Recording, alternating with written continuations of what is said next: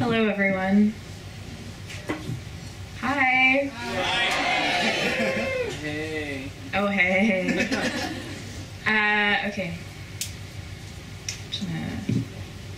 There we go. All right, my mother heard from some of her middle-aged friends that their married, babied daughters found their nice, successful husbands on eHarmony. This was appealing to my mother since I was neither married nor babied, and this was a huge problem for her. She was convinced that since it was the most expensive dating site, it would obviously have the most successful stock from which to choose. She didn't hesitate to share this news with me. Unfortunately, since it was the most expensive dating site and I had no money and I wasn't interested in dating online, I told her I wasn't signing up.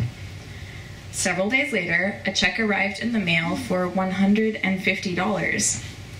It was from my mother. The memo line read, "Good luck on eHarmony."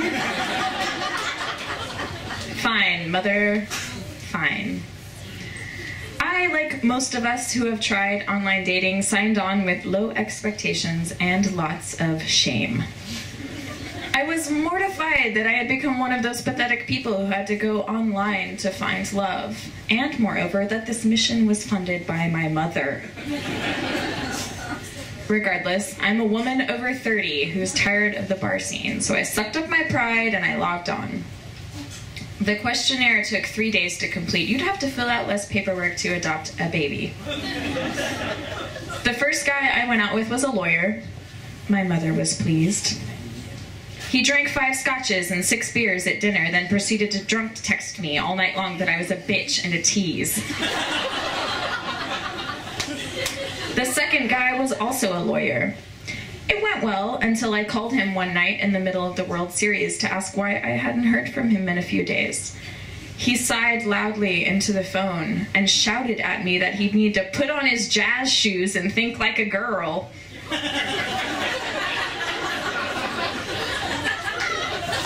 I was feeling discouraged when a cute, funny pediatrician rode in on his internet white horse.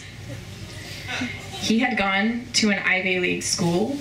He taught in an inner city school for a while. He was adept at spelling and grammar, a tremendous asset online. Most of his pictures featured him engaged in outgoing activities: surfing, hiking, dancing, standing up. One photo featured him sitting in a wheelchair, but the photo looked old.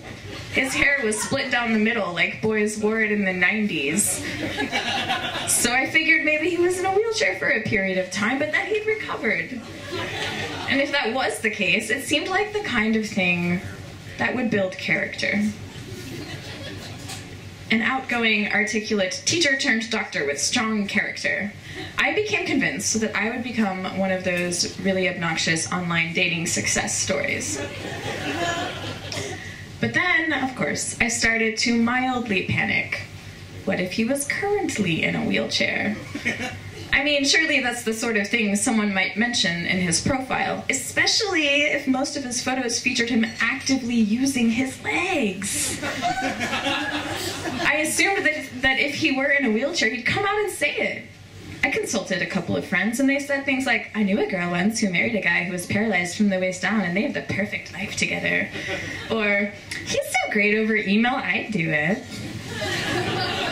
My mother said I was being shallow, and that he could be my soulmate.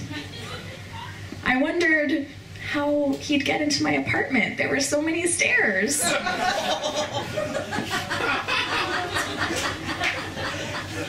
I emailed him back and I asked if he'd like to get a drink on Sunday. He responded that he didn't drink and suggested we go to a gourmet market, the zoo, or a dessert bar. I thought it would be weird to walk around a grocery store for a first date, and I'm allergic to most things with fur, so I agreed to dessert. He cited the location that had the best parking.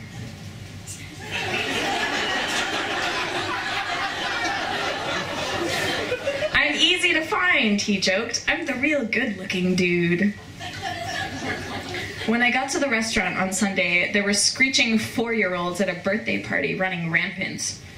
I scanned the room for the real good-looking dude, and I saw just one guy sitting alone.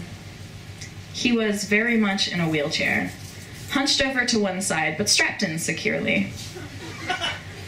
My eyes welled up with tears, and I took a deep breath. When I introduced myself, he stuck his hand out and struggled to say hello. It was nearly impossible to understand him. His speech was severely impaired. He wheeled himself over to the counter and ordered 2 milkshakes. It took him nearly 10 minutes to place his order, take out his credit card, give it to the kid at the counter, and sign his name. I had to fight with myself not to grab the pen and do it for him, but I didn't want to emasculate him. Back at the table, he fished a lactose pill out of his fanny pack and explained that he was lactose intolerant, but loved milkshakes far too much to give them up. The pill kept falling out of his mouth. He finally got it in on the 4th try. He offered me one, and I said no thanks. After explaining that a giant brain tumor had left him paralyzed for the rest of his life, he tried to make small talk.